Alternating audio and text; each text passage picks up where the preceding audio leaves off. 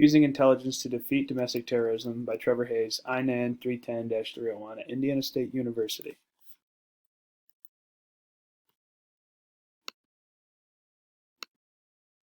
An introduction. Basically, what I'm going to be doing today is defining what domestic terrorism is, what intelligence agencies focus on domestic terrorism, and the intelligence used to prevent it, how intelligence is used to figure out who caused it and how it was able to happen, the lack of intelligence causing acts of domestic terrorism, media playing a small role in domestic terrorism. Defining domestic terrorism: committing acts of terrorism in a person or group's home country. So basically, it's like the Unabomber attacks, the Boston Marathon bombing is exactly what it is. Okay, that's in a sense what domestic terrorism is. And groups, those are just single, like, it's not really, those aren't really groups. Those are just like one or two people. It's not really a group. A group would be like the neo Nazis coming in or hiring someone or doing something to hurt others in their own home country, which would be here in America, just doing something to harm Americans.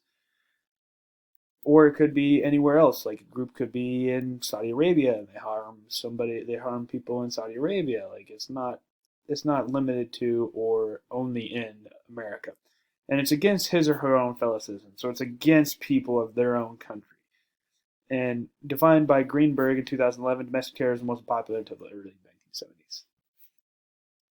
Forms of domestic terrorism other than bombings. It doesn't have to be a bombing to be a domestic terrorism attack. It could be a public shooting. It could be eco-terrorism. It could be inciting riots. It could be poisoning. Somebody could poison the water supply, food supply. And somebody could go into a school and shoot it up. Somebody could go into an office building and shoot it up. Somebody could come in and do eco-terrorism, which is like fighting for the economy, blowing up a pipeline. That's eco-terrorism. Intelligence agencies who try to prevent domestic terrorism. So the main three is the FBI, the DHS, and the CIA. The FBI is the Federal Bureau of Investigation. The DHS is the Department of Homeland Security. The CIA is the Central Intelligence Agency. And then any state and local law enforcement will provide help with the intelligence for those big three intelligence agencies. What each agency does to collect the proper intelligence. So the FBI is the main source of intelligence. They're kind of like the main guys who collect it all.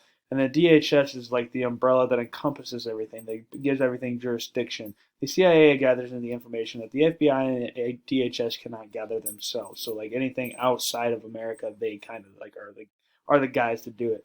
The CIA also monitors all chatter surrounding the attack, like who did it, what avenues of communication that they use to do this stuff. And then any state and local law enforcement, which is what I call the tip of the spear because of the first line responders, are the first people to be there when the attack happens. They're the first people to secure the scene and secure the persons if they're still alive, if they didn't accidentally or on purpose kill themselves in the act. The intelligence used to prevent domestic terrorism, it ranges from a wide variety of things, like police reports. It's on suspected people or groups. Like it's like them getting a written report of what is going on. And then monitoring related internet searches. Like say somebody's looking up how to build a bomb or how to build a fertilizer bomb or how to build a nuke. Like it's just related internet searches or how to build their own or how to make their own ammunition so that it's untraceable, that kind of thing. A proper system to flag and record both previous points.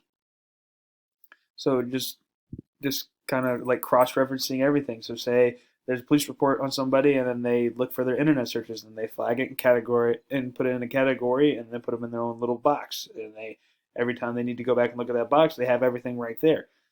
And then looking into anything suspicious, like looking into things just like anything suspicious, like that looks a little weird. Let's look into that. Just look into it, like kind of thing. And then following up on previous threats to improve security. So say somebody was a threat back then, they could be a threat now. They couldn't be a threat now. Just going back and covering your bases. And then using intelligence and collecting system to prevent domestic terrorism. Police reports are like the entry gates, kind of like this tip of the spear, like how I said with the regular police officers. Like they're the ones that are there. They're the ones that see everything firsthand.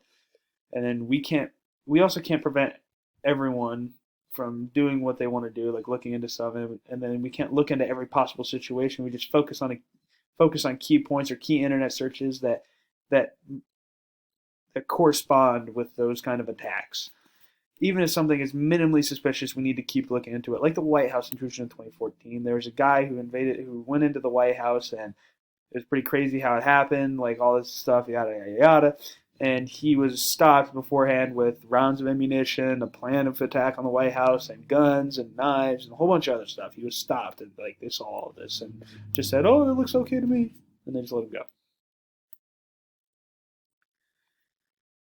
go. Security cameras, reports, and evidence, and the collaboration of agencies are the four W's: is the who, what, when, and where. Like, it's pretty self-explanatory, but I will go into it. Security cameras are used to record and capture the picture of individuals, basically just trying to figure out who it is. And then reports are used to document and catalog the information. Evidence is used to identify exactly what happened with physical and non-physical items. Collaboration of agencies help prevent certain attacks by the use of shared information. When poor intelligence leads to domestic terrorism, like the lack of intelligence could result in a domestic terrorism attack. Like, I know 9/11 wasn't a domestic terrorism attack, but it's the perfect example. It could have been stopped, it could have been prevented just based on early warning intelligence work. And then the prevention of such acts is paramount. We do not want this to happen. We do not want people to be killed by our own people. Like, it's just not something we want. The moral dilemma of the whole situation is the invasion of someone's privacy. A person's privacy is supposed to be private, but if they're doing something sketchy, I don't believe that it should be private anymore. I believe somebody should look into it and stop them, or just be like, "Hey, man, cut it the heck out." What happens with good intelligence is the prevention of attacks, less amounts of fear of like the home country's people, less money spent on high intelligence gathering, and less crime as a result. Like, if there's less crime, there's less likely going to be a chance of someone attacking. And then the media being the media does play a role, and any news station has the right to do whatever they want, but they don't do a good job. They don't dig in deep. Like, they don't dig in and look at the actual data. They just print whatever is going to get a rise out of people, whatever is going to get them views. That's all they're focused on, is views, views, views, views, views. Because the more views they get, the more money they make. The more money they make, the better they are. And then they just produce surface information, and then they can trigger more domestic terrorism attacks, because if they go in and they portray a group the wrong way or portray a person the wrong way, they are likely to attack even harder. And then finally, the conclusion. Finally, the prevention of domestic terrorism is a crucial topic of intelligence-led policing, and is what many people think of when you ask them about said topic.